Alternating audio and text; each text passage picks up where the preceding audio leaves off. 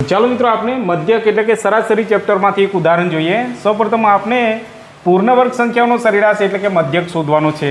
અહીં એક ઉદાહરણ આપ્યું છે, રકમ વાંચીએ. પ્રથમ 10 પૂર્ણ વર્ગ સંખ્યાનો સરેરાશ એટલે કે મધ્યક કેટલો? તો જો મિત્રો, અહીંયા આપણે 100 ટ્રીકનો ઉપયોગ કરવાનો છે. અહીંયા કેટલી રકમ આપી છે? 10, બરાબર. તો અહીંયા લખીશું 10 ગુણ્યા 10, પછી કઈ રકમ આવશે? 11, બરાબર. હવે આ બંનેનો સરવાળો કેટલો થશે?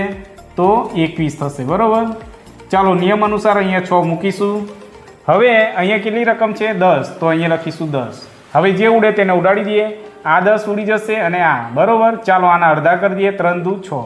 હવે 7 તરી 21, તો અહીંયા કેટલા રહેશે? તો 11 છતાં કેટલા થશે? 77, બરાબર. 77/2. તો જો મિત્રો, અહીંયા આનો આપણે ભાગાકાર કરીશું તો જવાબ આવશે 38.5, બરાબર. આ આપનો ફાઇનલ જવાબ, એટલે કે 77 ના અડધા, બરાબર.